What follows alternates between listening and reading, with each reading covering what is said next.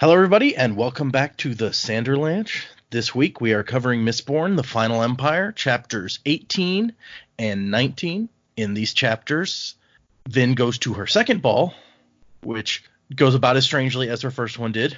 And then we get to see what Kelsier does of an evening as he searches for a place to dump a body. I am Data, and with me is... Jack. Jamie. And Joe. So let's get into it. Hang on to something, everybody. The Sanderlanche is about to begin. My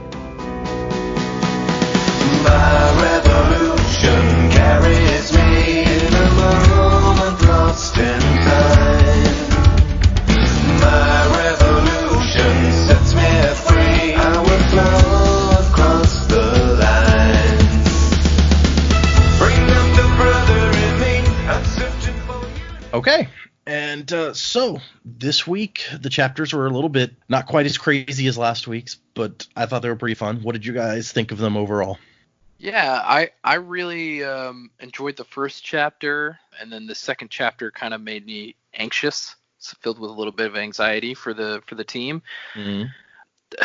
I felt like not a whole lot happened, but at the same time, we got a lot of information in these two chapters, and there was something specific that was said kind of in passing that I'm reading on a Kindle, so I'm not sure if it was a typo or if it was meant to be there and kind of just thrown in, but it's something that they refer to Renault as.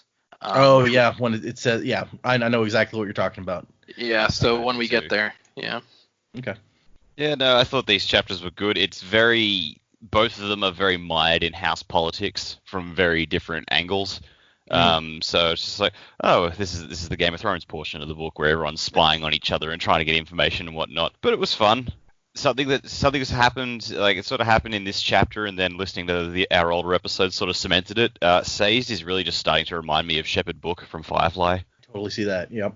That's just something that's sort of come out in, like, it's just hit me in these chapters. So that's sort of maybe not how I'm picturing him, but I'm definitely how I'm hearing his voice. Very calm influence. I can totally see how you could picture them sounding the same. Yeah, but also, talking about belief all the time. Just generally not offensive to anyone as well. Yeah. Oh, I feel like Shepherd Book is offensive to Mal in the show, just existing because of Mal's distaste for religion after the first episode. Much like the keepers to the Lord Ruler, I guess.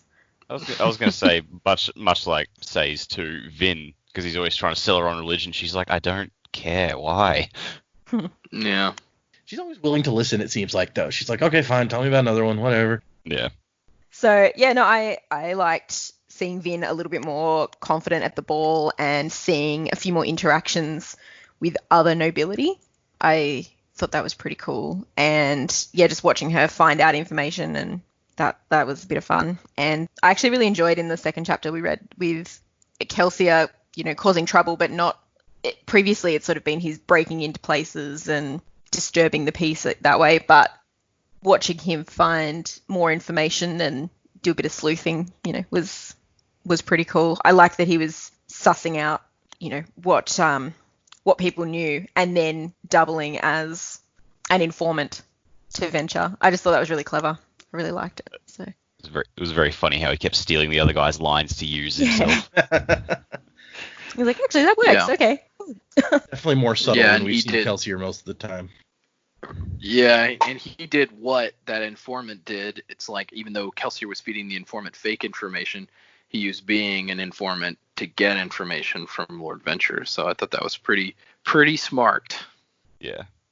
It's kind of good we're starting to get a bit of an insight of what the other side feel, like maybe not how they feel about the Lord Ruler and things like that, but what their impression of what's going on.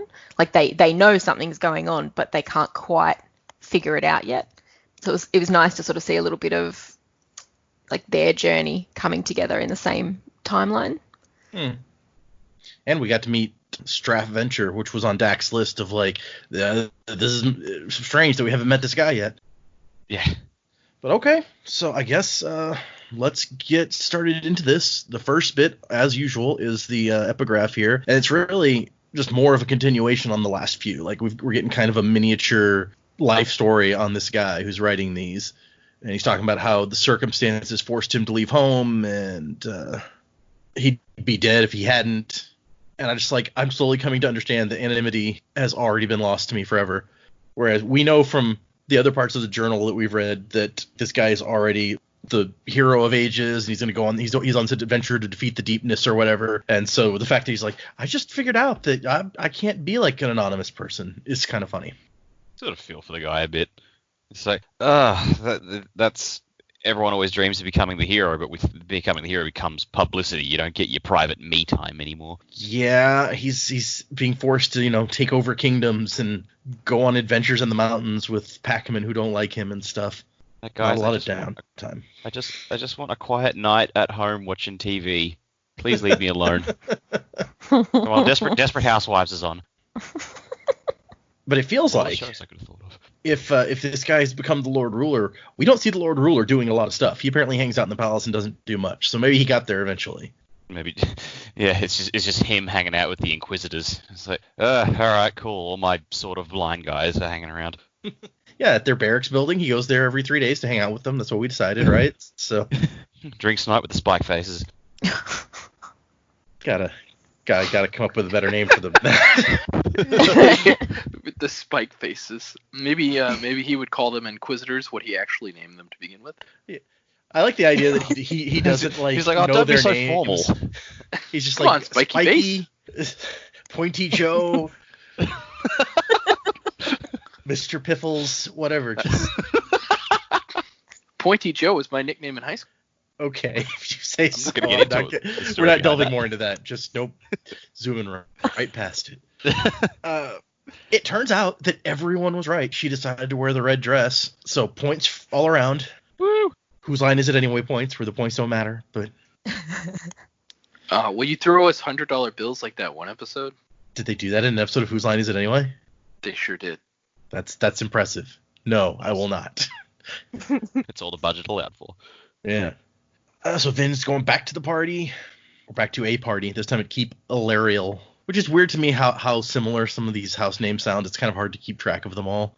There's 10 great houses, so. I imagine it's probably a case of, as the descendants come past, like they might split off and form their own sort of branches of houses, and they'll take a slightly variant name for their like cadet branch of the house, and then eventually it becomes its own separate thing to the point where people just don't remember they were together to start with. I'm sure that's probably right. It reminds me of that bit from Wise Man's Fear, where they're talking about how like the Lackless house turned into all these different names in different parts of the country.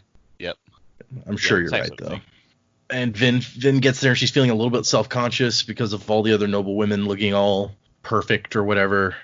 It's just such a weird line that's kind of dancing around. She's like, they filled out the upper portions of their dresses. It's like, okay, Vin's a little bit self-conscious there. It's okay. Which is funny because up till now, she's like, no, I like looking like I'm too young to even be 16, and you can mistake me for a boy. It helps me stay kind of under the radar. Yeah, but she's never really had to wear a dress before, so this is all true. Like, oh, I like wearing the dress, but I don't quite have the figure to fill it, whereas they do. And she realizes that she's not wearing the same kind of shoes as everybody else because they're all wearing high heels. Is very rightly is like, no, you just learned to dance. You don't need to do the heels. Yeah, we'll get there maybe. Yeah, you don't really want to wear heels, Vin. It's uncomfortable. Yeah, no, she doesn't understand that yet. Joe sounds like he's speaking from experience. He's like, oh, these heels. I'm glad you said it. Yeah, you know me. No, I work with a lot of women that wear heels every day, and they always have like blisters on their heels and stuff. And I'm like, why do you do that to yourself? And they're like, they look pretty. I'm like, okay. Yeah, I don't know why we do these things, but there is some sort of attraction in. They look good. I'll deal with it. Do you have tellers at the bank who wear heels? That would be. I feel like no one's ever going to see their feet. That would be mean. Not tellers. Usually it's just like bankers and other people that sit at desks or walk around and stuff. That makes sense. Yep. So she sees the dancing, and she's actually kind of excited this time, and Sazed even points it out. He's like, you're not as nervous. You seem kind of excited. I think that's the proper attitude. And Sazed explains to her, how she's supposed to get this information, which I feel like in the middle of the party is probably not the best time to be going over this, but whatever. Like I had a whole carriage ride for this. Yeah, exactly. Yeah, for sure. And then he even goes into the concept of like kind of dating, which she seems to be shocked by. She's like, wait, I would just sit with one guy the entire time? But I guess it seems to be that's kind of normal for the nobility, is they kind of like set up dates for these kids going to these balls. At least if Elend's experience is any indication. She's never gone steady, man. Leave her alone. She's still playing the field, and there's nothing wrong with that. And then she's sitting here thinking like, oh, I bet Elend won't be here. He's not going to pay any attention to me even if he was here. And then all of a sudden here comes Elend Venture dropping stacks of books on her table and taking up the entirety of her one-person table with his books. With his thick books, as we said. So what do you guys think of what Elend is playing here, where he's just like, oh no, I just thought I'd sit with you. There's room for both of us here. I'm just going to sit here and read my books. I mean, he likes her. I mean, I think that's pretty obvious. Even if there is some small part of him that is using her, he obviously enjoys talking with her, being around her. Otherwise, he wouldn't bother. I think he finds her interesting because she's different, and he doesn't know why, and he's trying to figure that out. And because he has no social skills, this is his method of doing so. He just walks in with a fucking library and just sits down at the table with them all. It just seems like overkill. But what do I know? If you're gonna bring books to if you're gonna read a book at a party, you may as well do it upright. I guess I was just thrown for a loop by how many he brought. I'm like, do you expect to read all of these in the few hours that you're going to be here? What are you, a speed reader? And he might be. I don't know. It was confusing. I think they kind of explain it where they were like, he's making notes in one and then cross-referencing a different one. And then obviously, as we find out, he may have had he's doing more his bloody books. thesis? Yeah, I guess so. And then as we find out, he has like another book that he's trying to hide within his book. So it may have just all been a cover so that he could read that one book. I don't know. It sounds like he gives off this air of, I don't really care about what's happening in noble society, and it's all a bore to me, and I'm just gonna brush it off. But I think this kid's got a lot more going on than he wants anyone to know about, and he is a bit of a mystery. Like, they were like, oh, stay away from him, he's bad news or whatever. But he's got alliances with houses they didn't expect, and she's new, and he's gonna suss her out, and yeah. I don't know. There's more to this kid anyway. So you think maybe Kelsier has a point kind of at the end of this chapter when he's like, keep an eye on this, Says. Maybe Lord Venture and his son are playing us all for fools. Could be. Okay. Interesting. Says has to take some books off the table to put on the floor just so there's room for Vin's dinner when it gets there. It's just, this kid's kind of obnoxious, but it's funny. How gentlemanly. And then Elend kind of insults Says a little bit, and Vin just goes off on him, causing him to apologize. He's like, oh, this person actually cares about something. I'm sorry. I like how that's where he finally gets caught off guard. He's trying to project this like really casual, I don't care about any of these people. I'm above all of this bullshit. And then like he talks last time about how people mistreat the servants and stuff like that, and then he just gives shit to her servant, and she's like, no, you watch your fucking mouth. And he's just like, oh shit, okay, line crossed. Remember that. She really likes Says, so. We were talking earlier about the relationship. Like Says is awesome. That's a good point. Says is the MVP. Joe is cool. Joe still thinks he might be a traitor, so. Yeah, I mean, you can still be cool and be evil. It's fine. Some of the coolest characters in fiction are evil. That is true. You're going to say some of your best friends are evil. Yeah, some of my best friends are evil. Okay. And they get into their, sarcastic repartee back and forth, and then Elend just pops up. He's like, that's a stunning dress, by the way. It's almost as beautiful as you are. And then she stands there, sits there slack-jawed for a second, and there's like, you're doing this on purpose. Yeah, I like the part that says her jaw literally dropped. And it's just like, oh, okay. And then we find out that he actually has a date that he's supposed to be here with. She's sitting over there. As this woman is sitting over there, like, shooting death glances at Vin for stealing her important date. It's like, oh, good, we've entered the Mean Girls portion of the book. We kind of have in this chapter, right? Yeah. Yeah.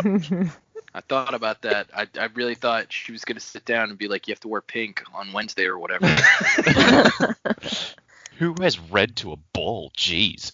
Who eats their whole dessert? I'm only eating half of mine. So Ellen's excuse is like, well, I didn't invite her. I wasn't even told who I was going with until I got in my carriage. Which, what a great excuse to just like diss some woman in front of all of the nobility basically at this party. We got into the same taxi. It doesn't mean I have to be friends with her. And then when he gets up to get a drink, Say's just like, okay, listen, this is bad. And Vin's like, what? No, I mean, you know, it's fine, right? And he's like, no, listen, I don't want to hurt your feelings, but you have to understand that this guy doesn't actually like you. He's just trying to act like a douche and be a spoiled brat so that his father gives him whatever he wants. And it totally does hurt Vin's feelings because she's a teenager and she's got like this crush going on this guy. She's like, whatever, Dad. And she even thinks about it. She's like, I know that he's probably exactly right. Like, I understand the situation. I'm exactly what he needs. Someone low enough to annoy his father, but inexperienced enough not to see what's happening. And push it, you know, knowing logically that that makes perfect sense still doesn't make it not unpleasant for her. I was trying to think to myself, so Elend Venture really bothers me. And it wasn't until here that it sort of clicked to me why. And I think it's the fact that after all the others have had to go through, like Kelsier and Doxson and all the rest have had to do to get Vin to trust them, because that took fucking forever. Mm-hmm. Then you've got this one guy who starts hitting on her at a party, and within 2 dates she's already got a massive crush on him. And I was like, that seems way too easy. Like, the other guys had to be nice, good people to her for months before she really trusted them properly. And now this guy rocks up, and within 2 nights she's just like, oh, he's not that bad. He's a wonderful guy. And I think that's rubbing me the wrong way a bit, I think. She's changed so much, though, in the last, like, the few months that we've seen in the book. She is just trusting people and realizing that not the whole world is, you know, out to get you. But, I mean, look at how old she is, and, you know, you've fancied her up and gone to a ball, and someone's paid her some sort of attention, and this is completely new to her. But also she was like, when she first met him, it was strange. Like, it's the first person that she's just been able to be herself with, not the front she would put up with Cameron, not the front she would put up with Kelsier. Like, she was just the first time she'd actually been herself. Oh, so, yeah, like, I mean, you've never met a person that just makes you feel like that, you know? I'm not saying it's unrealistic. I'm just saying that after all the other time with the other guys, it just seems like a bit of a, of course, you have a crush and you're just throwing all your caution to the wind. I can see the frustration there, definitely.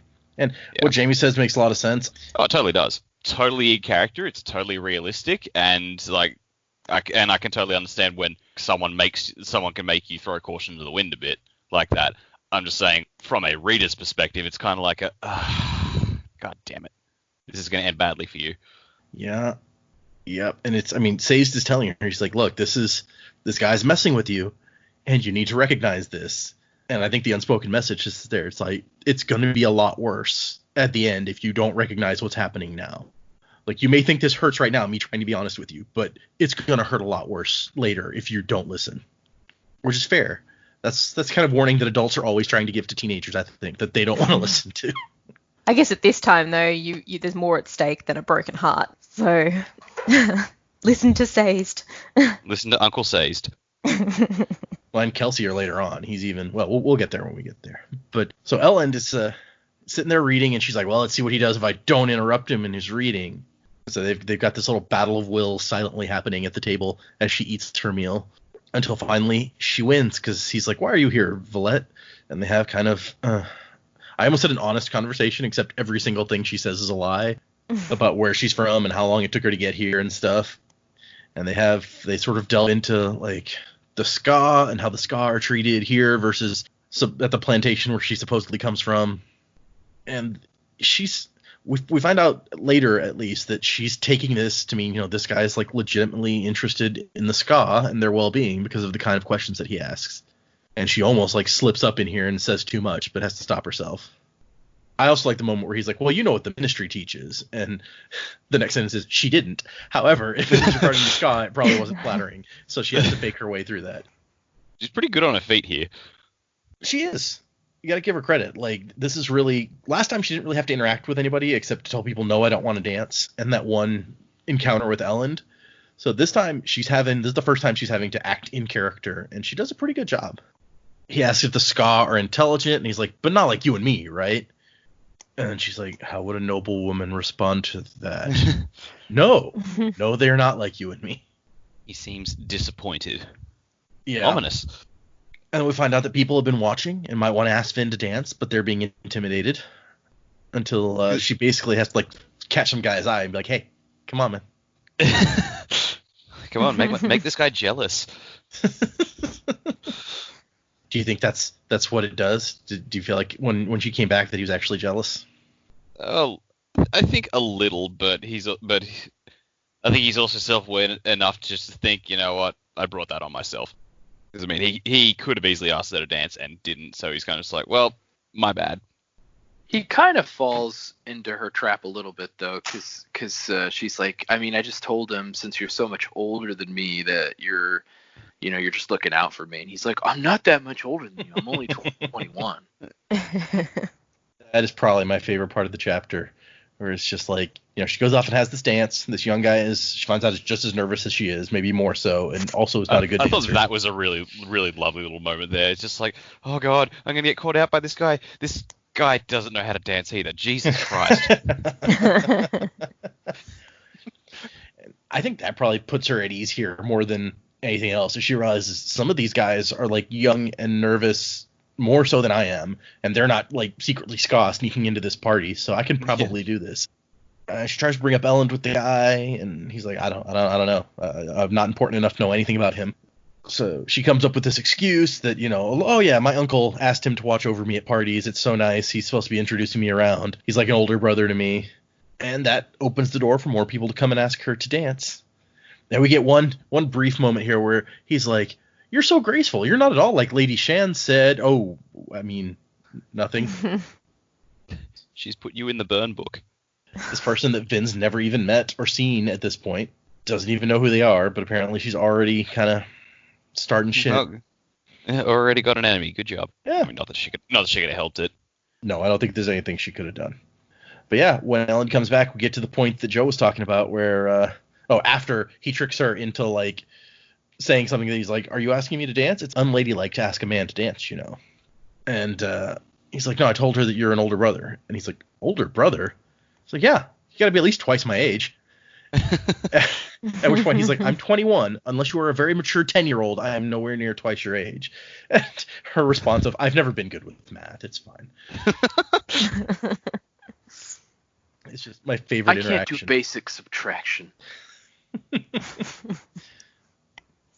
And she asks him about Lady Shan, and he's like, Shan Ilariol? Who, that's where we are tonight, right? Keep Ilariol, so I guess. Yes. She's on her turf. And he's like, oh, she's nobody important. And she's like, seriously, dude, I've been doing this for 2 months. Even I know that you can't get away with just that. And it turns out that they're kind of maybe engaged. Maybe not, though. Who is she? Nobody important. I might marry her, I might be marrying her, but she's not important. So, yeah. Okay.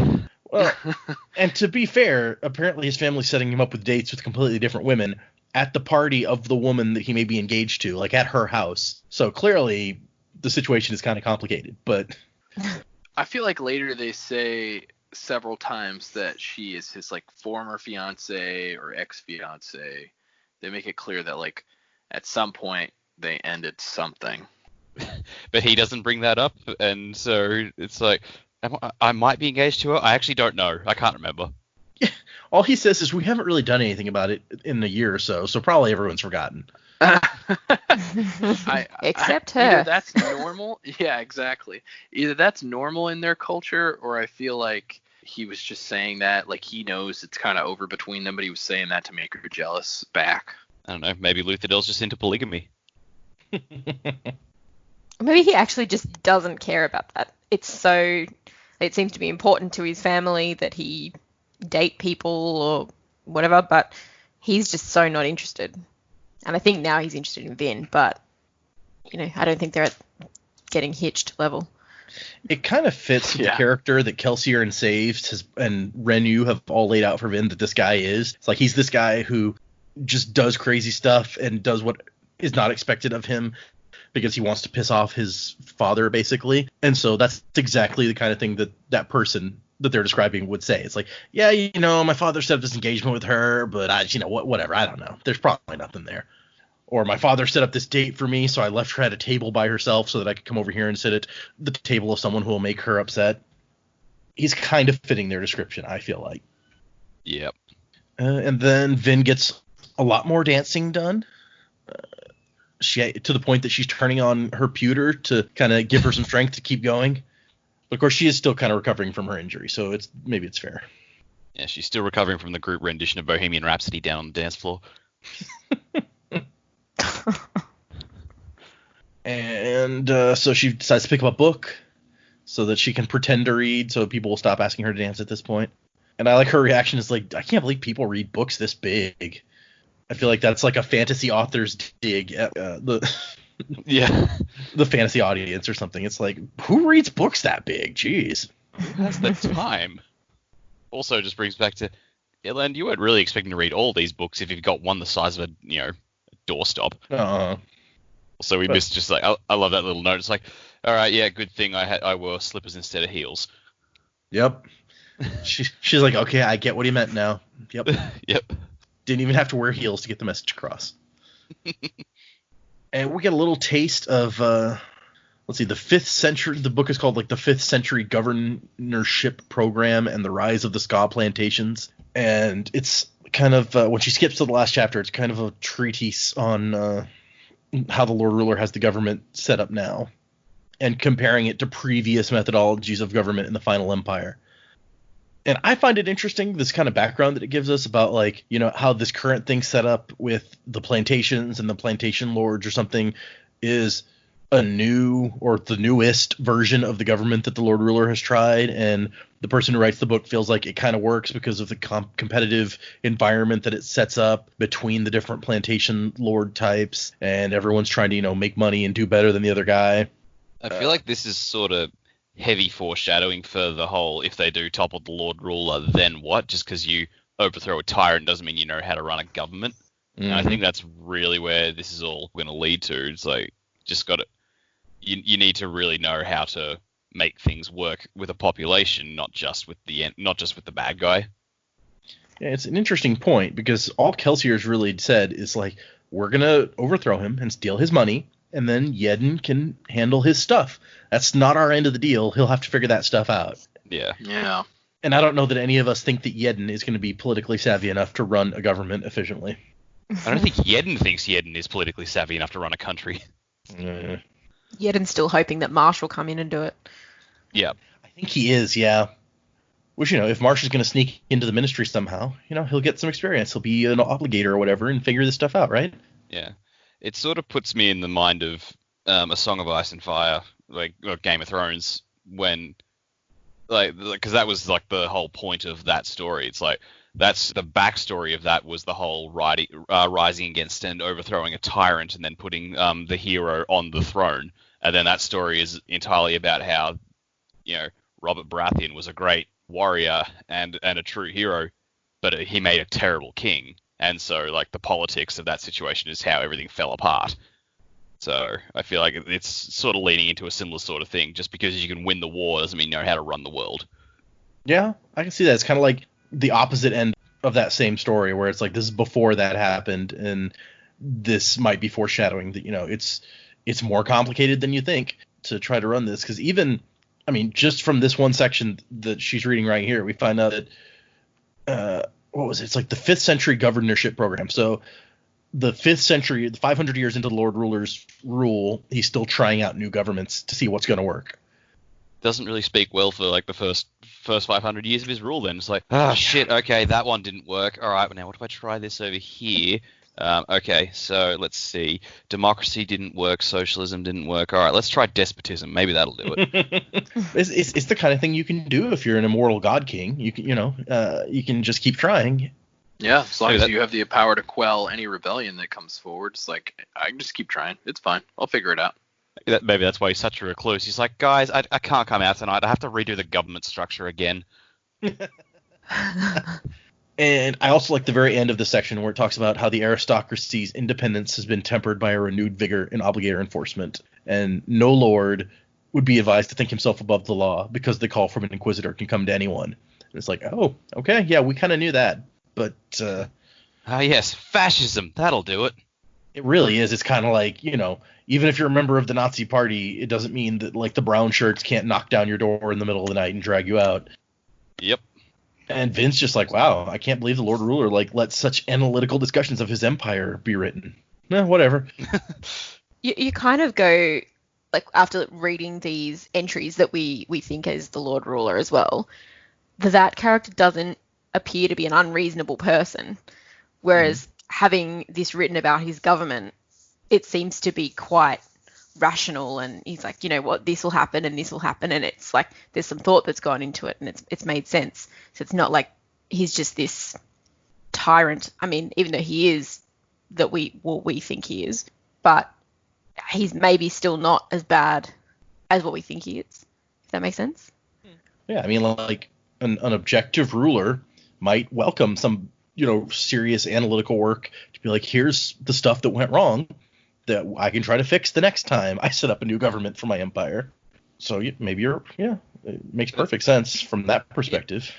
In sort of a slanted way, it also works as propaganda for his current regime, because like people might protest the way things are now, and then there's this book saying it's like, okay, like we get that this system's not perfect, but look at the systems we had before. They were even worse. That's why we have this system to begin with. And people go, okay, maybe we shouldn't protest this current system. That's an interesting point too. Yeah. Yeah. If you weird, can point weird out sort of propaganda. Yeah. If you can say, yeah, stuff's bad now, but look how bad it used to be. Look how far we've come. Maybe, don't be such a jerk about it. Yeah, it's like we tried this system you're campaigning for. It didn't work. Of course, the next section of book that we get is even kind of more serious, but we'll get to that here in a second. But so a terraceman shows up and is like, Lady Chandelier requires your presence at her table. And Vin's like, requires. Okay. But apparently Alarial is one of the more important great houses, so, you can't say no to such a polite invitation.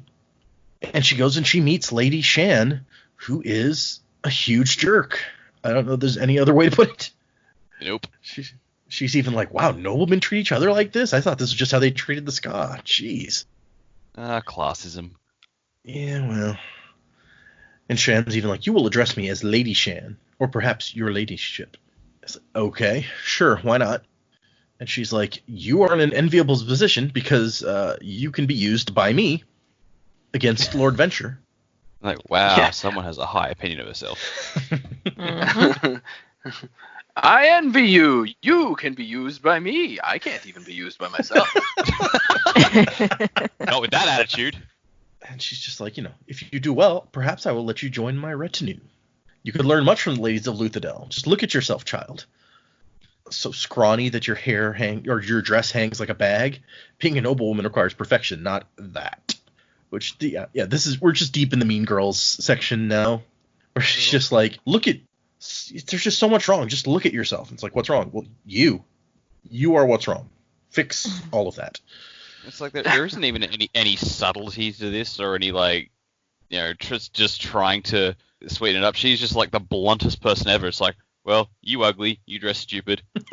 like I'm awesome. If you're good to me, I might allow you to become part of my team, and that's awesome because I'm awesome. Stupid bitch. He's like the Old Spice guy. He's like, look at yourself. Now look at me. Now look back at yourself. Now look at me. How dare you sully the Old Spice guy like that? Yeah, the Old Spice guy is nice, though. This girl is something else.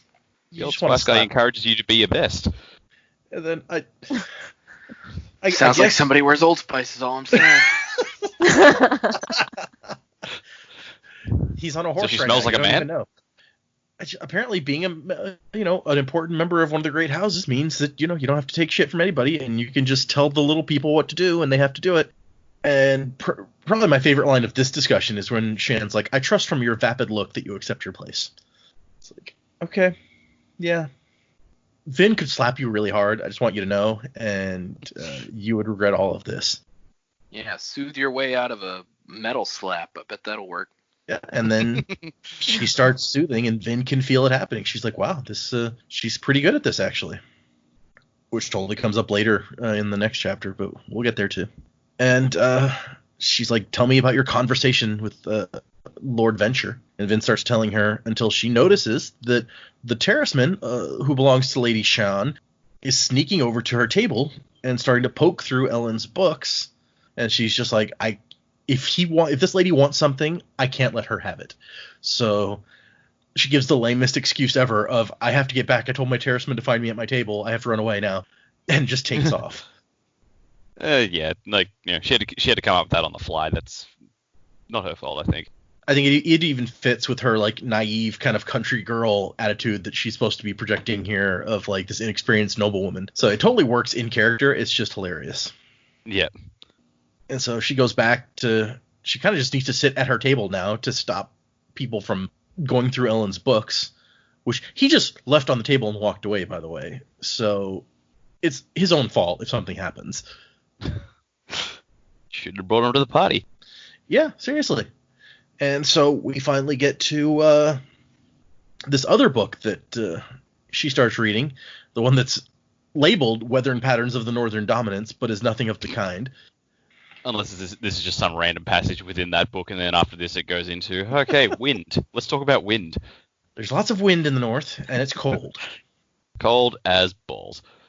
But this book is just like, one fact is unmistakable about the Final Empire. For a nation ruled by a self-proclaimed divinity, it has experienced a frightening number of colossal leadership errors. He even throws in, like, some adjectives in there. It's like, there's not just a number of leadership errors. There is a frightening number of colossal leadership errors. Yeah, don't hold back. And he says most of these have been covered up and can now only be found in the metal minds of ferrochemists or on the pages of banned texts. Which, hey, we've heard metal mined before, right? Yep, that was what Says was burning or using. He used up a whole metal mind. Yeah. Or the actual term for it, metalhead. I saw that. Yep. Yeah, there it is. But so we find out that metal mines belong to ferrochemists, which I believe is a new word for us. Yes, don't think we come across that before. So these are the guys who understand why metal does what it does, rather than just drinking some and then going, now I can do crazy shit. There's been a revision of the deepness doctrine at some point, apparently. So even if we could figure out what everyone thinks the deepness was, apparently it's been revised. So maybe that wasn't what it originally was. And I like how he says, which we kind of even talked about a little bit before, but he's like, or whoever wrote this, is like, before the Ascension, there was an endless cycle of kings and emperors and other monarchs. One would think with a single immortal governor, society would finally have the opportunity to find stability and enlightenment. But a lack of either of those attributes in the Final Empire is the Lord Ruler's most grievous oversight. At which point Vin is like, what? And slams the book closed and kind of like throws it away from her. Like, oh, I cannot be caught reading that. That's not good. Which again begs the question, why the fuck would Elend bring that to somewhere public? Yeah. Where it could be easily found and people would say, oh, look, he's reading text against the Lord Ruler. Like, this is the sort of shit that will get you hung up by a hook through your chin. Well, yeah, and I mean, Kelsier even talks about that later, and this is probably a good place to talk about it since it's in reference to the specific scene. But Kelsier's like, yeah, this particular book is actually pretty boring, so it wasn't banned outright, but he went on to write some books that were even worse than this one, and they were banned, and even though he didn't blaspheme against allomancy, the Inquisitors made an exception and gave him the hook. Yeah. And so, Elend... you have to wonder, because Jamie's theory was like, maybe he's kind of more on the ball than we give him credit for. And apparently Shan Alarial is looking for something to use against him. So you almost have to wonder, is this some clever, like, trap on his part to seed this thing there and then walk away and leave it for her people to come and find? Or is he just that oblivious to how dangerous this might be? Yeah, I don't know. Maybe he was... The fact that he left the table, left the books there, it almost makes me think, like, was he testing Ven to see what she would do? Because after she closes the book, he comes back pretty quickly. Yeah. You reckon he was watching? Yeah, it might have been. I mean, I feel like, and of course we don't know that much about him, but I feel like this guy's smarter than your average nobleman, and I think he knows that Shan would try to get something on him, even if it was just to blackmail him into getting married. You know, she's gonna try to find something on him. So I think he would know not to leave something like that around unless he has, was doing it on purpose and for a specific reason. Yeah. Interesting. Yeah, you're right. He almost immediately after she puts down that book, picks up another book, or the first book that she'd been looking at, and starts looking at it again. And he's there like right away. So maybe you have a point. Okay, let's see. After she puts the book down, she's looking around, make sure no obligators are noticing her. And then Elend puts his hand on her shoulder and she jumps because she's so worried about what was just happening and somebody's going to jump out of nowhere and grab her. And he's like, hey, are you enjoying Heberin, which I guess is the author of that other book? And she's like, no, I was just pretending to read so that people would stop asking me to dance. And they talk and talk. And she says, you can't stay aloof from court forever. And he says, that's probably true. But the longer I hold out, the more annoyed my father will become. And that in itself is a worthy goal. Which, we've met his dad for a whole minute now. And his dad is also a jerk. So maybe I don't feel too surprise bad. there. Well, yeah, that's true. He's the lord of one of the most powerful houses in the Final Empire. He's going to be an asshole, obviously. Yep. So I don't blame Elend that much for wanting to annoy the guy. And then he has a comment about women and how they are like thunderstorms, which makes Vin's jaw drop again. And then he smiles at her, and she's like, you say these things just to provoke me. He goes, I'm charming that way. This guy. It's hard to tell if he's like really flirting or if he's just annoying. He's used that line on other women before. That's what I was about to say. Can't it be both? Oh, yeah, sure. Why not? Sazed comes back. They notice that Elend is going off with someone from House Lacal and also someone from House Hastings, which are rivals to Venture. So are those two boys also trying to piss off their fathers? Maybe. And Vin's like, yeah, my feet hurt. Let's get out of here. And then there's the scene as they're waiting for her carriage, which, just in case, in like the one chapter since the last time you were reminded, you have forgotten how crappy it is to be a ska. Daily reminder, let's go. Yep. Well, because Vin kind of has half forgotten sometimes, it seems like. She goes to these parties and sees all the pretty people and all the dancing, and she apparently needs these reminders. Where there's a kitchen boy who was caught trying to beg from a nobleman, so they take him off into the mist and slit his throat right in the courtyard. And no one bats an eye. No one cares. But they make sure to take him out of sights first, so they don't offend the nobility with the sight of such a thing. It's very much let's remove him from your presence because that's where he's meant to be, and then they do it permanently. We should have a recurring segment on the show called "It Sucks to Be a Ska." Excuse me. Yeah, it sucks to be a ska. The Shah, the Shah has it really bad. The Shah. No, it sucks to be a ska. Listeners, make us some intro music for the segment. It sucks to be a ska. You use that song from Avenue Q. It sucks to be me. Yeah, but then just put just a really harsh voiceover where it's just like, it sucks to be ska. I've never actually seen Avenue Q. The only song I know from it is "The Internet is for Porn." So yeah, that's the one everyone knows. It's good. You should give the soundtrack a listen sometime. Yeah, I keep meaning to. It's one of those things. Like, there's a lot of musicals that I'm actually I've seen bits of. I'm like, hey, that looks really good. I want to see it sometime. Like Hamilton looks really cool. I can't wait till it comes out on Disney Plus in July so that I can actually watch it. But it is coming out on Disney Plus, isn't it? Yep. And they're gonna have it's gonna be a version with Lin-Manuel Miranda actually in playing the character, which he obviously can't do in all the shows. But so I think it's gonna be a really good version. This podcast is not sponsored by Disney. This podcast, exactly, not sponsored by Disney. But could be. Once again, give me a call, Mr. Chapek. We're here. Let me call this data. Yeah, really exactly. seems on the ball. So, yeah, they do it out of the eyesight of regular people, but Vin can still see it with her tin and it seems like people could probably still hear it. And they just, how dare you beg from noblemen? We're just going to kill you. And he was struggling, and it's like she says that they did it here in the courtyard just because he was struggling and annoying the guy. So instead of take him like out back all the way away from everyone to kill him, he just took him a little ways and then killed him so that he would be less annoying to drag away. I like the narrative. It's like, they killed him like an animal. Oh, wait, no, not like an animal. No one slaughters pigs in the courtyard. Holy shit. So, yeah. Yep. Sazed has to kind of hold her back and force her to, get moving again when it's time to get in the carriage because she's just so stunned by what happened.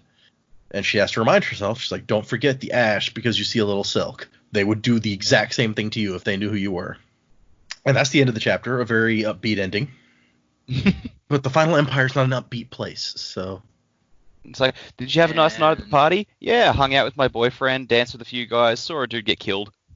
Yeah, a boy. Another day in the life of a Mistborn. Yep. And then this may be, the beginning of the next chapter may be one of my favorite epigraphs, just because we learn about this Quan guy, and he's not like all the other religious the other terrorist philosophers. He didn't even really care about religion. He was at the great Clenny library studying whether or not trees could think when he discovered this guy who was going to be the hero of ages.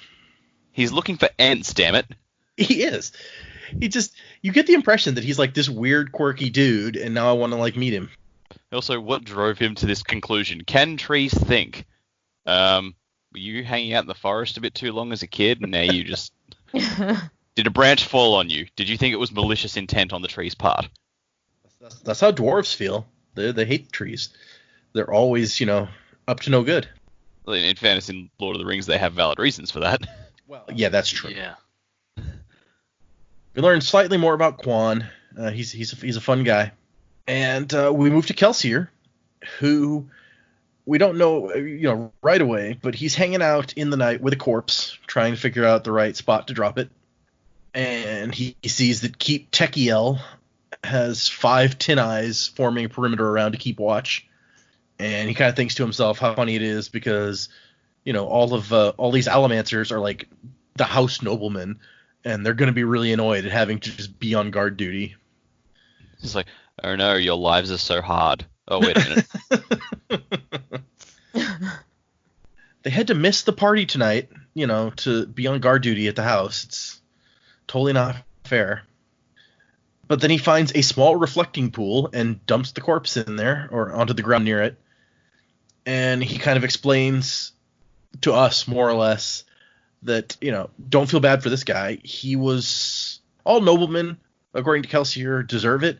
But this guy probably more than most, because he loves ska blood fights and other twisted pleasures. He's infamous for it. So don't feel bad about him getting a couple of knives in the back. Yep, there's one thing you want to be infamous for. It's twisted pleasures. But I assume ska blood fights are like that scene from Django Unchained. That's the only thing I can kind of think of to place there. Yeah, there's also what is it? There's Altered Carbon, which is a show on Netflix. They got like fights like that too. I was just gonna say, like, it just seems like they treat the Scar as less than animals, so this is their equivalent of cockfighting. Yeah, I get that. And he has this whole plan planned out where he's like, first of all, the gardeners are going to find them. And so when the servants find out first, the rumors will spread and they'll never be able to stop them. And this guy is a really good ally of this guy's house to where I'm dropping the body. So they'll think that an enemy house did it. But then they'll look into it and find out that it's this guy from a smaller house that wants an alliance with them. And that guy was with him this night and is a known Mistborn and like known to be a good knife fighter. So the 2 knives in the back may make them think that this guy did it. And basically, no matter who they end up blaming, it's good for Kelsier because he just wants everybody paranoid and fighting each other. So it's cool because this is the first time we've gotten to see kind of like what Kelsier does other than randomly break into houses and kill people to make kind of foment this house war that they're trying to get going. Instead of just breaking into houses and killing people, sometimes he goes out into the streets and kills people. But it's very deliberate. Yeah. Yeah. Yeah, he's really thought it through. It's not like he's just gone and found somebody. He Yeah. went and found somebody that he was like, well, you know what? One, I think you deserve to die more than other people. But two, I can actually make this work for me. Yeah, he's really, really thought it through. So He does love to foment. It's impressive the amount of like planning that had to go into this. He did say from the beginning that him and Breeze were going to get together to plan exactly kind of the right buttons to push to get the noblemen like fighting each other. Yeah. And then he just he starts going through the night and wonders oddly, you know, as he bounces across rooftops. He's like, I wonder what the people in there think. It's like, what? Yeah, they hear this on their roof. Is that just like, oh, it's a possum? And like he says, that, do they attribute the knockings to the ever blamable Mistwraiths? Because people just blame Mistwraiths for things. So, Jed, there's some Mistwraiths on the damn roof again. Will you get the broom and get them off there? But Paul, this one has the skull of a rat. I don't give a rat's ass. I need you up there now. I think it has the ass of a rat too. oh gosh. That seems like a normal conversation in a Scott household, right? No, absolutely. I hope so. Except for the fact that we know how terrified they are of Mistwraiths and how they think that they get the soul or whatever. Other than that. It's like, Paul, why don't you get rid of the Mistwraith? I can't, son. It's going to take my soul. That's why we had you. It's okay if it takes your face, damn it, just not mine. I earn off this face, boy. You don't earn it.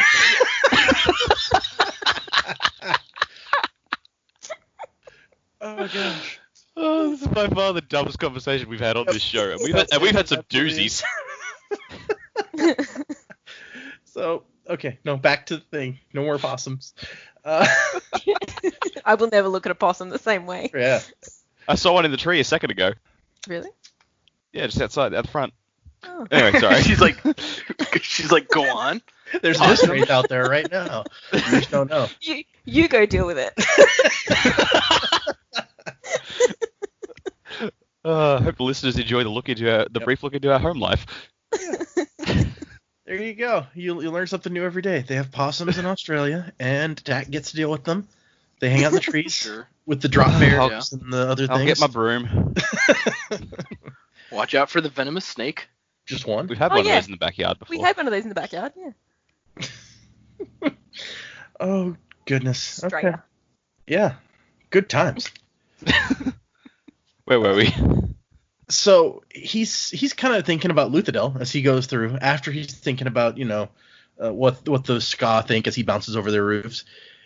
He talks about how Luthadel's really big, and every couple decades they get a new section added. With the advent of the modern canal era, stone was growing relatively cheap and easy to move. So that tells us that canals are relatively new. And I guess before that they had to take everything across land. Although it makes you wonder, like, did a bunch of Ska have to get out and dig some canals, or? Well, I mean, it's not like they were going to form themselves. It's true, but it's just like, if you have canals going across the entirety of this empire now, that's a lot of digging that they would have had to do. There's lots of Ska to do it, I guess, but geez. Or maybe the Lord Ruler used his magical Lord Ruler powers. Who knows? I don't know. It doesn't really seem like he gets. We haven't really heard of him actually going out and doing anything in the empire for a while. So it's like, is he really going to descend to philanthropy or construction work? I guess it depends on what he gets out of it, maybe. Yeah. Yeah, if they had to dig the canals, it seems like, all right, cool. There's, like, at the bottom of the canals, you're going to find a whole lot of Ska skeletons, because that's just how shit works around here. Yeah, like the Great Wall. Except for, I guess, Ska didn't build the Great Wall. Maybe the equivalent. Let's see. So he wonders why the Lord Ruler even has a big wall around the city, because, like, not like anyone is going to attack the entire world. He's like, not even the Western Isles resist anymore. The entire world is under the Lord Ruler's control, and he can marshal literally millions of troops if he needs. So, yeah, that makes it sound easy to overthrow him. It's all good. And he goes to talk to an informant who we've heard about the informants a couple times, and Vin even mentions, like, why do I have to go to these parties? Why don't we just get information from informants? And Kelsier's like, well, that's not always reliable, and you reveal information that they will then to sell to someone else the more you ask questions of them, which we see happen in this chapter, that what he says is exactly true. Like, the stuff that he asks and says this guy picks up on to then turn around and probably sell to someone else. Also, just look at this guy. He's not someone you want to bring into your nice, clean house. Yeah, okay. So his contact was in the doorway of the clothes shop puffing on a pipe, which Kelsier thinks is kind of strange because apparently tobacco is an expensive luxury. So he says Hoyd was either very wasteful or was just as successful as Doxson had implied. By the way, It's actually pot. less expensive than tobacco. I just want to say I like the name Hoyd. It's fun to say. Hoyd. Yeah. Might be my favorite name in the book. He puts his pipe away and it says that he's a scrawny, bald man. Kelsier has to hide his arms. You can't have this guy realizing that this nobleman hath sin scars on his arms. I really want to know what the scars actually look like to make them so distinctive that everyone knows what they are. Yeah, it's a fair question. We haven't had them described, have we? I feel like they've been described as like a crisscross of scars, but I'm not 100% sure. Okay. No, I want to find it. Well, hold on. Back in The only prologue? thing I remember them saying in the prologue specifically was that it looked like animal scratches, but like all over his arm. Okay, see, now I'm gonna have to go and find out. Let's see. The scars ran all along his fingers and hands, twisting up his arms toward his shoulders. That's not super helpful. So what, his entire arms are just like more scar tissue than skin now? Maybe. That would be noticeable, all right. Mate, your arms look like prunes. Pretty sure it comes up at some point. But yeah, there's not much description up till now. You're right. Okay, so this Hoyd guy, they go through some standard threats and things where he's like, you have to vow never to speak of this meeting to anyone. And the guy's like, oh, of course, my lord. And Kelsier's like, he's going to break that promise before the night he's even out, but it's kind of the whole point. Yeah.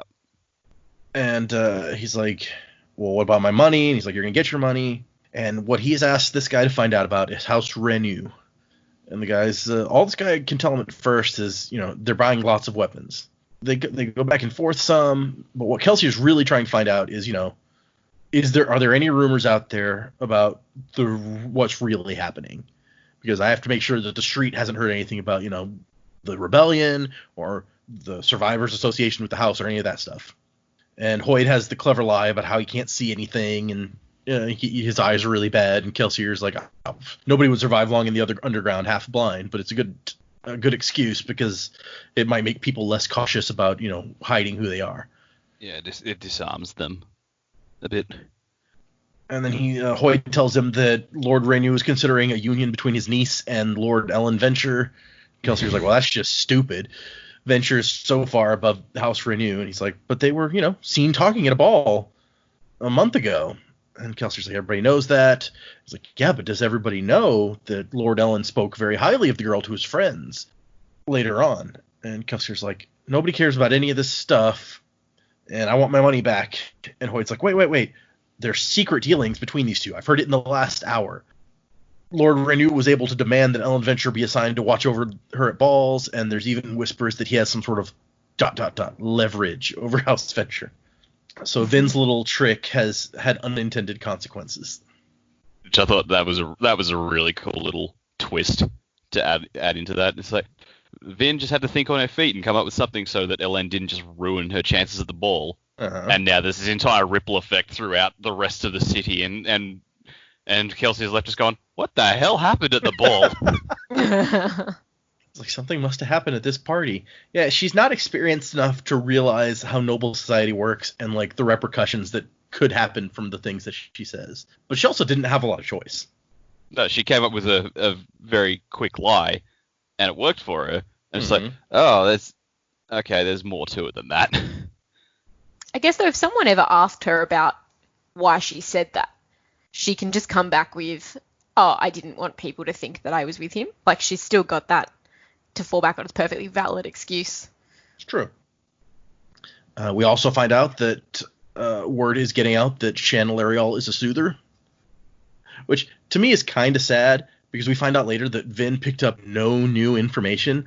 This was the one thing that she managed to kind of twig to that would have been interesting to Kelsier if it hadn't just coincidentally come up in his discussion with Hoyd also. Yeah, that did seem a bit of a cop-out, but no, well. Poor girl. I did love this thing. It's like Hoyd says, oh yeah, I felt her when she, like touching my emotions because she was doing it to the servants during a fire. Kelsier had started that fire. Unfortunately, it hadn't spread beyond the guardhouses. oh, Kelsier, you nut. So, that's the other kind of see, he's doing all these different things. He's throwing bodies in people's yards. He's starting fires places. It's just, I feel like he's having a good time. Like, yeah, he's getting to enjoy himself killing noblemen and things. Yeah, it's like Vin's gonna be like, "What are we doing tonight, Kelsier?" And he's like, "Tonight I'm gonna put a dead horse's head in the bed of Lord Venture."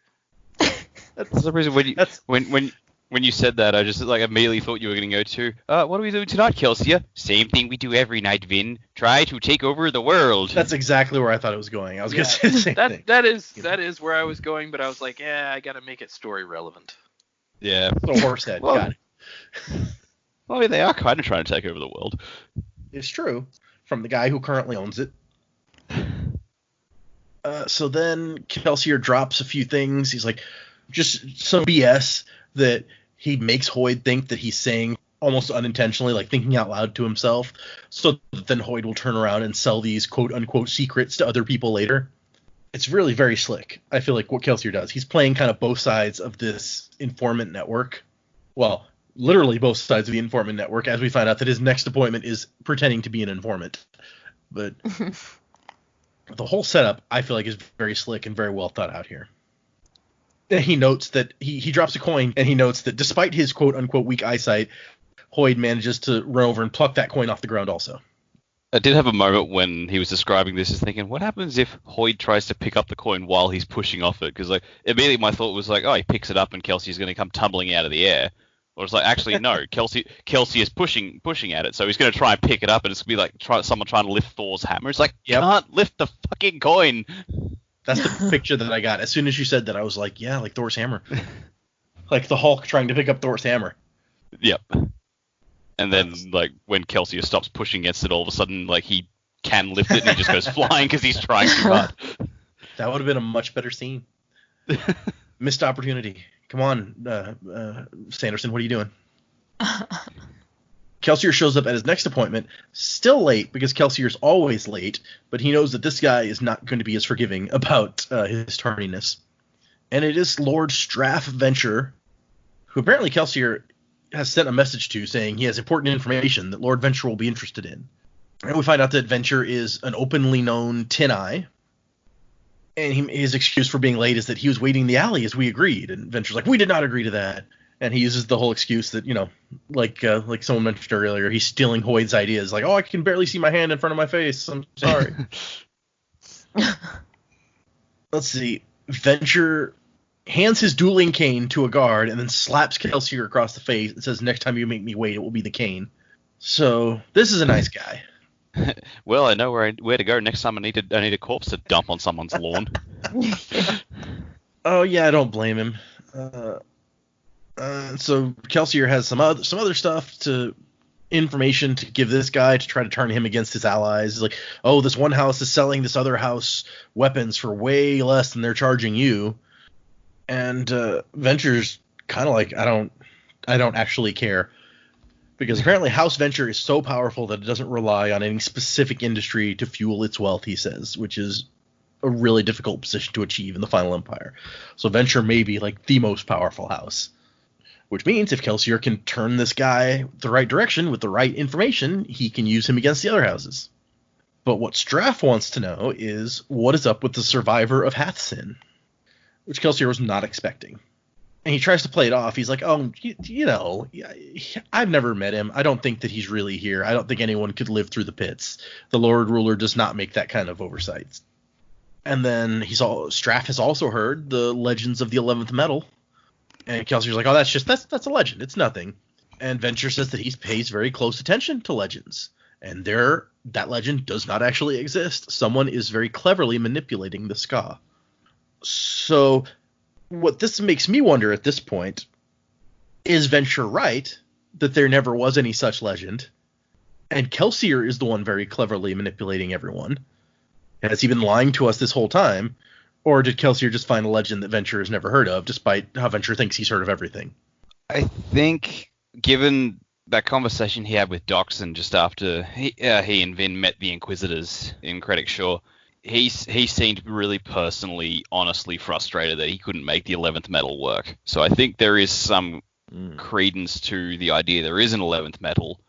I mean, we know that Kelsier is the one spreading rumors about it because, like he said, he's the one starting them all. But I think it might be a case of he's bitten off more than he could chew. He's found this legend somewhere, or Sazed remembers it from way back before it got expunged from all the records, and now he's trying to revive it without having any clue what he's actually doing. So that'll be why no one's ever heard of it, why no one knows anything about it, and why he can't do anything with it. But I think it is real, but just that doesn't help them at all. Okay. Let's see. Then Venture says, maybe the survivor did die in the pits, and if someone had gotten a hold of his corpse, his bones, there are ways to imitate a man's appearance. You know what I speak? And he tells Kelsier to watch for that. And when he can bring him information on this guy, whoever leads the ska, then he'll get some money. So Kelsier didn't even get paid. It's very sad. Did anyone else, like, when Venture said, like, they get the corpse and the bones, they can imitate a man's appearance, this immediately made me think, oh, okay, this is a step closer to finding out what's happened to Lord Reno. Yeah, for sure. Yeah. So whatever Venture's talking about, you guys think that's what's going on with Renu? Yeah. Yeah. In reference to Kelsier not getting paid, I mean, that's how the rich stay rich. Am I right? They don't pay. But I think in this case, though, like, I don't think Kelsier was doing it to be paid, but he definitely got more valuable information, and Venture's definitely more on top of this than I think anyone thought. So that's some pretty useful information to have. Yeah, for sure. I mean, there's him knowing what these rumors.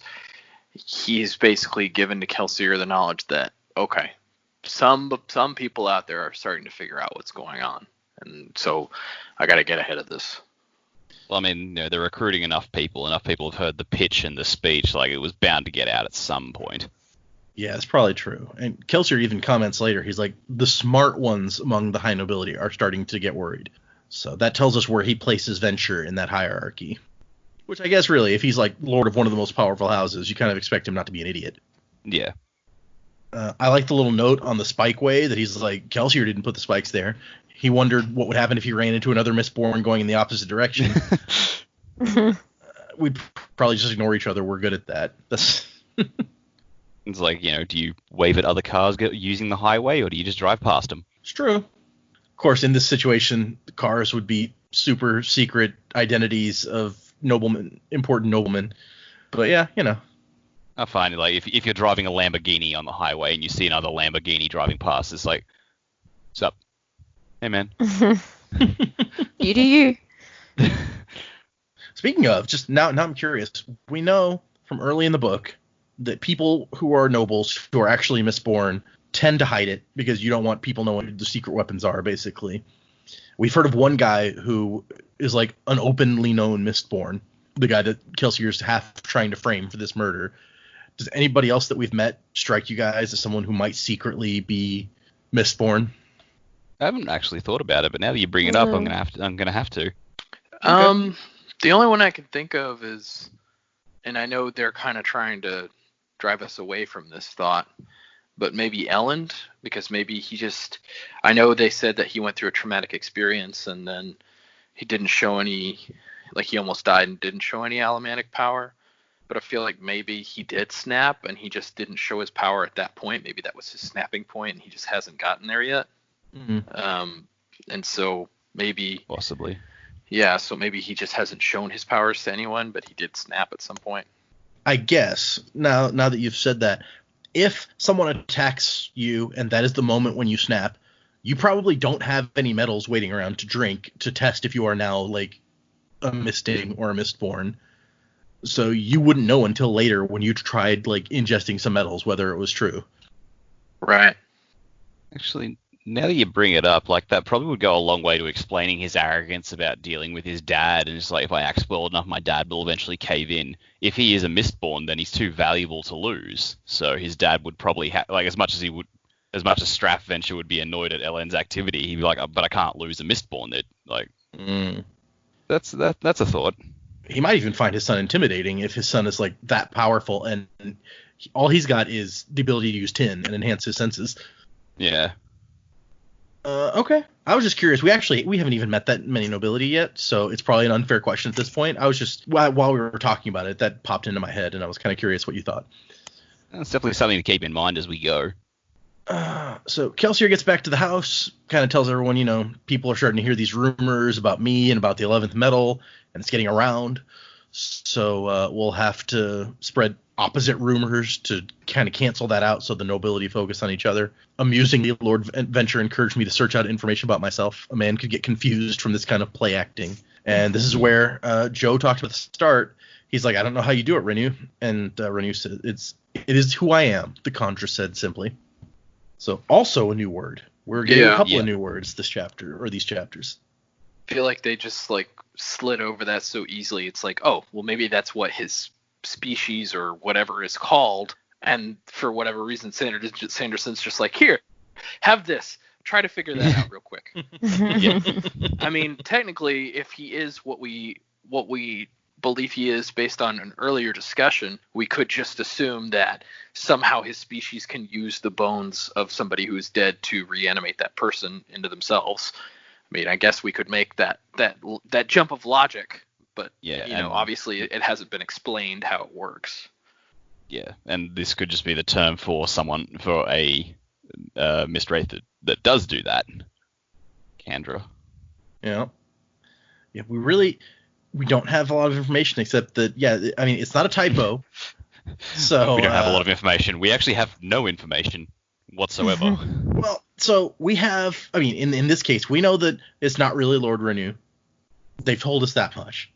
It's somebody impersonating him somehow. We now know that whatever's impersonating him, it's called a Candra, whether that's a species name or like a title or even something you call, it's like an assassin. Yeah, or for all we know, it could just be the Luthadel word for actor. Oh, it totally could.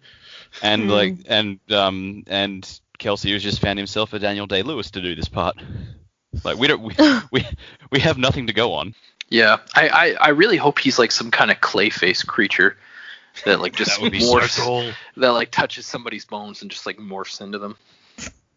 Well, yeah, and we know from just a minute ago in this chapter, may be related, may not, that Venture specifically says, if they can get a hold of somebody's bones, there's ways to impersonate them.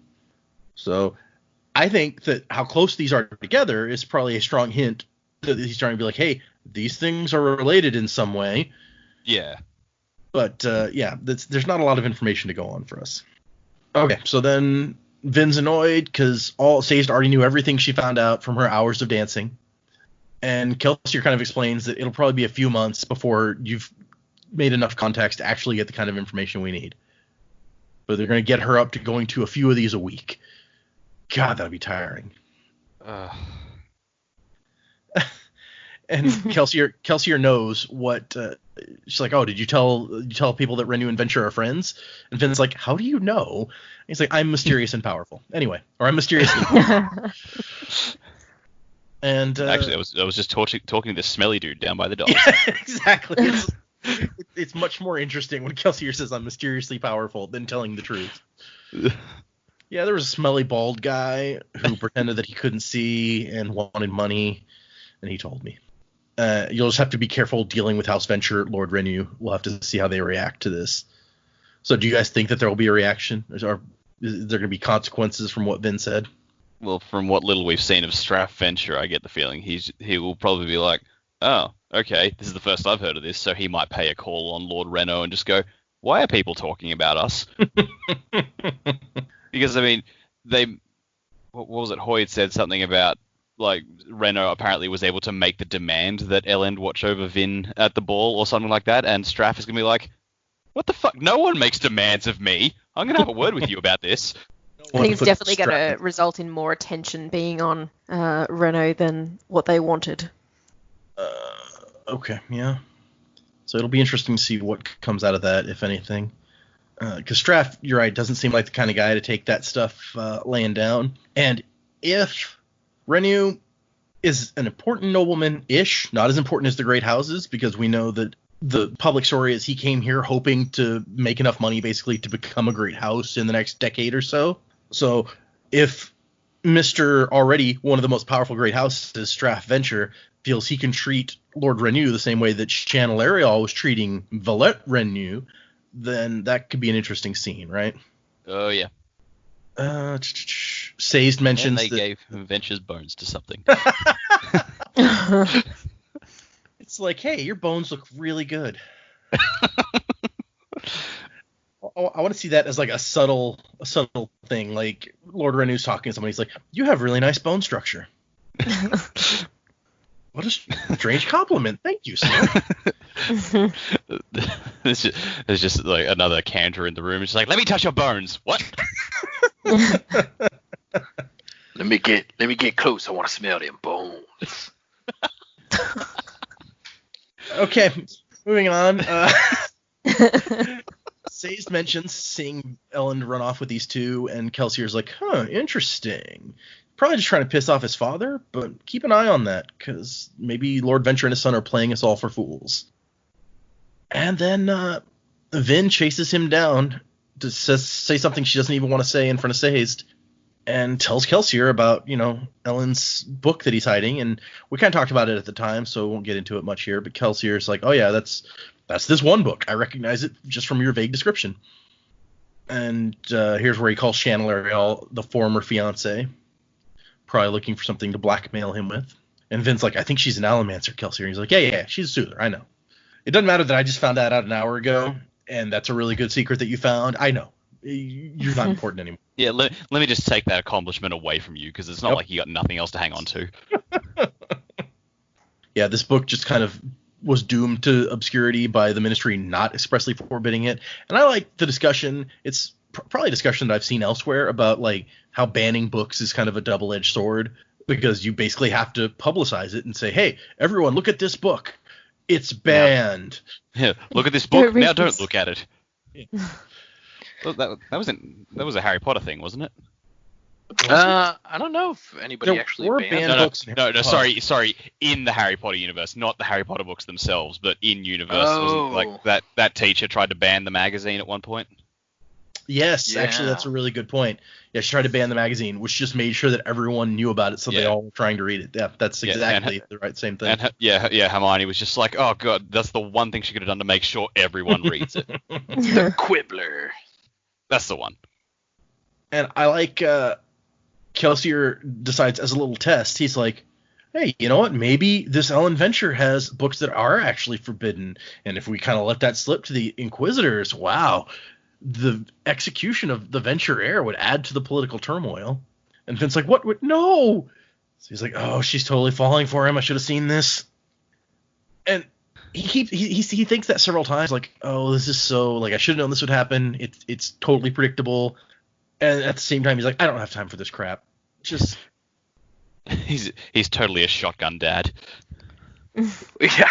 Well, and I think he's enough in the know to know, like, I've been young. I was in love with somebody. She's not going to listen to reason on this. The only thing I can do is warn her, but I'm just going to have to deal with it when I have to deal with it. I think you're probably right, yeah. He knows more than anyone about being an impetuous young person, since he was one up to, like, until Vin got stabbed, and then he calmed down a little bit, basically. Well, I mean, he's still got elements of that. So he definitely does. I'm mysteriously powerful. And she tries to talk Kelsier into, like, he's interested in the Ska, and he could be an ally for us or something. And Kelsier's like, was his interest compassionate or intellectual? And she's like, oh, well. And he expressly tells her, he's like, look, I'm going to lay this out for you. He is not our friend. I told you to stay away from him. When you spend time with this person, it puts the operation and your entire crew in jeopardy. Do you understand? And at the same time, it's like, she's not going to listen. I know. Like, were we not just talking about how banning something is the way to make sure that's like people do that thing? Like, don't stay away from this boy. Ah, crap, that's not going to work. That's a good point. I hadn't thought about how those are kind of similar. And, we end the chapter with Kelsier being like, bloody hell, I do not have time to deal with this right now. So, I don't know. we kind of talked about at the beginning how this, especially coming off the last big group of chapters that we read, there's not a lot that happens here, but there's a lot of kind of information and a lot of interesting little bits. So do y'all have any final thoughts about these two chapters before we move on to predictions? Well, I mean, like, it's laying a few seeds, and I feel like we've now definitely actually met a few more characters among the nobility who are going to play a part. I mean, the Shan Ilariel thing seemed like, oh, it's kind of just this is a typical bitchy lady from high society, but they wouldn't throw her in like that if she wasn't going to be important in some way, and ditto for Elend Venture.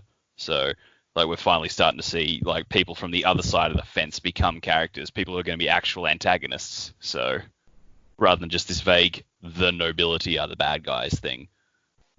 I think this also sets up for the possibility that Elend Venture is going to be like a really large part of what happens. Like, I foresee, and I'm getting predictions a little bit here. I foresee, him, like, at some point Vin tries to, like, tells him the truth and tries to convince him to help them, and he's going to be like, no, he's going to feel really uncomfortable about it, because I think Kelsier's right about this guy. He likes to philosophize. That's probably not a word. He likes to talk about these things philosophically with his friends. But I don't think if push came to shove at this point, I don't think he would be willing to actually go all in and try to overthrow the whole world that he's lived in. Okay. It sounds like you're thinking maybe it's not as bad as Kelsier and Sage are saying. Maybe he's not just in it to, mess with her intentionally, but that he's probably not going to live up to what she's kind of hoping for. Yeah, pretty much. I don't know that he's necessarily playing a game of cat and mouse. Now, she may get caught up in one between Sean and him because of Sean, but I don't know that it's specifically his intent to do that. Okay. So let's move into predictions for the end of the episode. Who wants to predict things that probably won't come true? That's the best kind. Yeah. I think I was just going to say, I think I predicted all I wanted to predict with what I was saying when I did the chapter summary. I think there's going to be some kind of turn with Elend. There might be a game between he and Sean that involves Vin, not that Elend wants to do that, but that it will happen. And, there may be a whole, like, nobility philosophizer. Wow, I can't even say a word that has to do with philosophy correctly. But there may be a whole group of these noblemen that are kind of thinking, things could be different. Scar people, right? But I don't know that it's going to be enough to kind of get them to move and be active in any kind of rebellion in any sense. Okay, that makes sense. So maybe there's some noblemen that aren't, quite as bad as the others, but that doesn't mean that they want to overthrow the whole thing. Logical. I think I predicted it a couple of episodes ago, but, like, Elend, I think he's definitely more involved than we think. And now this encounter with Elend Venture as well, like, House Venture are pretty on top of what's going on. They know a lot more than what I think anyone was hoping that they would at this point. For Elend to kind of link up with Vin, I don't know that he knows what role she plays. I think he is probably genuinely fascinated, but there's definitely more to him than this I'm just going to do everything to piss off my father attitude. Like, that's a really good front or a cover or something, but the point about, he came back really quickly after Vin had been through the books, and, maybe they're at the point of trying to suss out, like, who's this new kid on the block. She's part of House Reno. There's new movers in town. Yeah, I think it almost is shaping him up to have Vin think that he is safe and that he's an ally. But I definitely think he's on the other side of this. And House Venture and the Lord Ruler, they already know a lot more that's going to happen than we do. But yeah, he's spying for the other side, I think. So you think this is all part of your other prediction about how the Lord Ruler can see the future and maybe already has things set up waiting? Yeah, maybe like he can't see as far into the future as what I thought. Like, they still need to find information, but I think Elend is definitely the guy on that end. I think Shana Lerial, she's got her own issues with Elend, which is, maybe she's just trying to find some blackmail on him or whatever.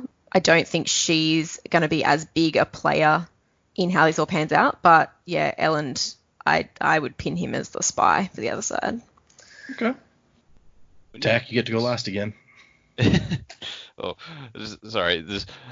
All right. Well, for the absolute dumbass theory, which I don't believe this is true, but it just popped into my head while Jamie was talking. Then I just sort of pictured while this is all going on with the Scar Rebellion, like Elend and his mates are actually forming the Noblemen's Rebellion, and then they'll all meet in the sewers, like in Monty Python's Life of Brian. They'll all fight. It's like, no, our cause is the most righteous. That just popped into my head out of nowhere. So no, my prediction at this stage is more like obviously Vin wants to keep hanging out with Elend, and as a result of that, he's going to invite her to sneak out, and maybe they'll go down to, what was it, the Broken Quill, their little philosophy club, and she'll that's what they said. Yeah, so she'll probably, I think, like, there'll be a night where she will sneak out of the house and go with Elend down to there, and ostensibly it's just going to be a whole bunch of people sitting around talking philosophy, which sounds like the most boring night ever. But there's going to be something else going on there. I don't know, pagan ritual of some kind, maybe. I don't know. Like this. No, I have no idea. But like, there's going to be something going down in this place under the front of being a boring philosophy and wine club. There's actually going to be something sinister going on under the surface there. Sure. Heroin den, right? Something like that. Look, maybe. Yeah, fantasy heroin. It'll have a weird name, but same thing. Everyone's just sitting around like on the hookah pipe, and they're talking talking philosophy. It's like, the only reason we die is because we accept it as inevitability, or some bullshit. Okay, so we're gonna have a whole thing at the philosophy club / bar and grill or whatever. Okay. But yeah, I think when they get there. There's going to be something under the surface, and it's going to be something a bit more sinister. Now I want to see a pagan ritual. You got my hopes up. We know there's only one religion allowed, but maybe there's something, hiding. They're going to burn an effigy. Maybe the Lord Ruler's religion has secret human sacrifices that we don't know about yet. Or maybe like they come from another religion. They're just like, we worship the Inquisitors. Screw the Lord Ruler. We want to elevate the spike faces to the throne. The Lord Ruler stays young by bathing in virgin blood once every 3 days. Okay. We have a couple of emails that I was going to read this week that we received. And now for the next segment, the email bag. Listeners, please make a song for the email bag segment. Show wants all sorts of products from the listeners. He doesn't want to have to pay for any of this stuff. He wants you to give it to him for free. I mean, that's how podcasts get songs, man. You're doing it for the exposure. Oh God, no! Don't get me started on. Yeah, no. I follow the Choosing Beggars subreddit. I know how the exposure thing goes. Anyway, first email that we received is from. I apologize for making that joke. That was terrible. Yes. If I don't pronounce the name right, forgive me. It's spelled Naava, so I want to say Nava. And I also don't know if it's a male or female name, since I've never seen the name before. But the little avatar looks female, so I'm going to call it a girl. So I apologize, Nava, if I also get that wrong. But she says, "Hey, wanted to let you all know that I'm really enjoying your journey through Mistborn. I like your predictions, as they are a hilarious mixture of wow, that's accurate, you almost got it, and haha, not even close. Also, if I remember correctly, just what we were going for. Exactly, right? It totally fits. If I remember correctly, Dak, Jamie, and Joe all made at least one accurate prediction, and I'm looking forward to your reactions when you get to those parts. And then by the time we get there, we probably will have forgotten. It's probably true, but I'm hoping that, like, if you guys have made some, big story-changing predictions that turn out to be accurate, we'll get there and you'll be like, holy shit, I was right. I'm hoping for a good reaction if and when that happens. Yep. And then there's a PS at the end of the email addressed specifically to me that says, did you explain to them the meaning of the title of the podcast, or are you waiting for them to experience it firsthand? Oh. So does anyone feel like they have gotten an explanation of what the Sanderlanche is? Didn't you tell us it was just because he releases so many books like so frequently, and like it just feels like an avalanche of books coming out of this guy? Or I did not something tell like you that. Because I that could would, have sworn you that did. would have been wholly inaccurate if I had said that, which means, of course, that I would never say it. Because I am known far and wide for my I correctness. swear I remember you saying that. So if you didn't, then I must have imagined it. In which case, I'm way off the mark. Ignore me. Is it because we'll want to read all of his stuff because it's like an avalanche of deliciousness? Are you eating the book? I'm going to take that as a no. You guys do not feel like you've been given an explanation of what the Sanderlanche is. We will get there, and I'm hoping for an excellent reaction when we address that. I won't go any further into that. Thank you for your question, Nava. It allowed me to tease them even more. So don't Google the Sanderlanche is what you're saying. You know, you could probably Google it. I think our podcast might show up. Hold on. Now I'm going to do it. 1 second. Not the Sandlot, Sanderlanche. Well, of course, it probably knows me since it's my computer. But the first thing that pops up is our podcast webpage, and then a few other things related to our podcast, cookies, including the Twitter and the Facebook site, and something called Podtail. I'm not sure what that is, but there is one Reddit thread that pops up as the second result that says when you hit the Sanderlanche, which is not related to us. And if you click that, would probably be a potential kind of spoiler. So no, don't Google the Sanderlanche is where we're going to land on that, I think. Okay. But thank you, Nava. That was that was a fun email for me. And the second one is from Eli. And Eli says, "Hi, I've been listening to your podcast and I'm loving it. Thank you. My favorite thing is to ask my friends about all their thoughts, theories, and predictions. So this podcast is everything I love to hear about. And some of their theories truly are excellent work. They've heard that before from so many others, though, so perhaps don't let it go to their heads. I've also especially appreciated listening to your podcast since I'm using it partially as a reread of the books, since I've been busy rereading other books and don't have time to reread Mistborn, even though it's been so long that I need a refresher on it, especially in preparation for the release of Rhythm of War later this year. There's always another secret. Your fellow Sanderspren, Eli." So Rhythm of War, by the way, is book 4 in the Stormlight Archives, coming out in November, in case anyone didn't know. I mean, you guys, obviously, the three of you don't know much about that, but I just meant audience in general.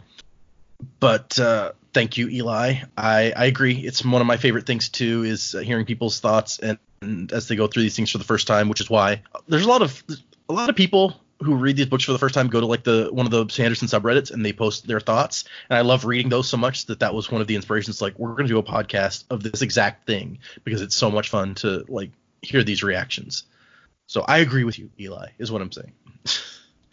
Those were the 2 emails we received. Thank you, Eli. Thank you, Nava.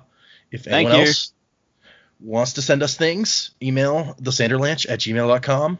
The Sanderlanche Facebook page, at the Sanderlanche on Twitter. We have all sorts of avenues that you can speak to us, yell things at us. Also, please like us on Facebook. I think we've only got like 12 likes there so far. Oh yeah, totally like us on Facebook. We've gotten a few Twitter likes, which is nice. You guys are cool. Thanks for liking and following and things of that nature. Thank you for indulging our crazy ramblings. Music by Miracle of Sound. Check it out. I've been looking into songs for the next things that we will be doing. The next thing on the schedule will not actually be, in case anyone's wondering, the next book in the series. It's going to be a short story, is what I have planned. Oh. Okay. Ooh. That the short story actually takes place before this book. It's a little bit about Kelsier and his master, who trained him. So anyway. Oh, cool. yeah, that guy he mentioned once and we haven't spoken of since.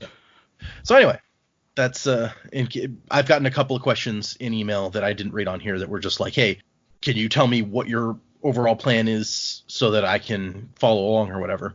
And so that's why I thought I would mention it at this point, what's coming up next, even though it's 9 more weeks before we're done with what we're doing now. But anyway, thanks everybody for listening. And we will see you next week for chapters 20 and 21 of Mistborn, The Final Empire. See you then. Bring up the brother in me. I'm searching for unity. Everything is changing inside of me. The city's under my feet. The ruin I'm feeling. Everything is changing inside of me.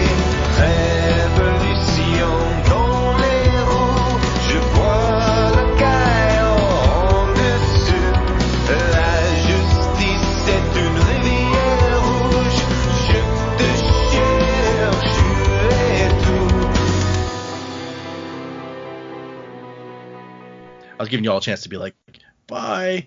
Oh, Or it could have been sorry. like, Bye. Say Well, bye, Joe. let's do it now. Yeah. It's like, say goodnight, Joe. Good night. You didn't do the joke where I'm like, say goodnight, Joe, and you're like, good night, Joe. It's the Oh. classic like Okay. vaudeville. Do it. That's a Do it again. dad Do it joke. again. Do it again. Do it again. Team me up. Here we go. Say goodnight, Joe. Good night, Joe. Ha ha ha. Okay, it wasn't funny. I was hoping after I teed it up for you, you'd actually take in a different direction and be like, no, you say goodnight, Joe, or something. But you just did No, you exactly lock what it I up. asked for. So That's How what dare actors you are do supposed exactly to what I do. tell you to do? Yeah. How Anyway. dare I act in the way that I was told to by the director of the podcast? okay, I'm stopping the recording now.